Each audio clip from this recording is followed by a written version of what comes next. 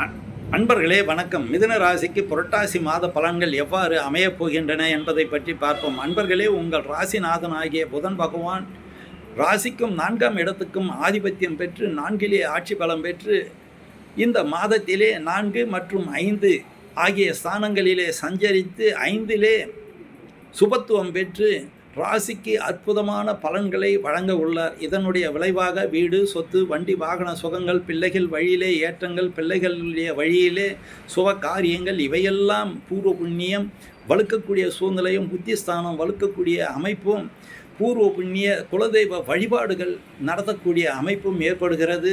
இது ஒரு சிறந்த அமைப்பாகும்.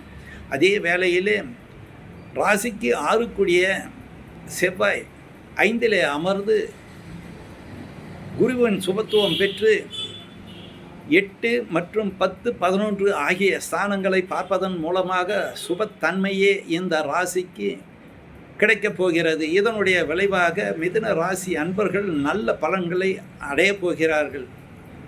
அதை போலவே சூரியனும் புதனும் இணைந்து புத ஆதித்ய யோகத்தை ஏற்படுத்துகின்றனர்.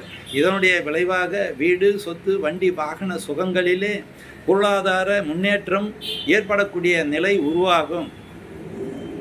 சுக்கிரனும் தன்னுடைய பங்கிற்கு 3லும் 4லும் சஞ்சரித்து அற்புதமான பலன்களை உங்களுக்கு வாரி வழங்கப் போகிறார்.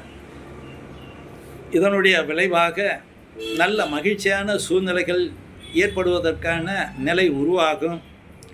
மேலும் குரு பகவான் சாரம் பெற்ற ராகுவும் 9ஆம் இடத்திலே நின்று நற்பலன்களை உங்கள் ராசிக்கு வழங்க உள்ளார். இதனுடைய விளைவாக தந்தை வழியிலே ஏற்பட்டிருந்த அனைத்து விதமான பிரச்சனைகளும் தீர்ந்து பாட்டன் சொத்துக்களிலே இருந்து வந்த நிலைகள் எல்லாம் மாறி உங்களுக்கு சாதகமான சூழ்நிலைகள் உருவாகக்கூடிய தன்மையை ராகு பகவான் உங்களுக்கு வழங்குகிறார்.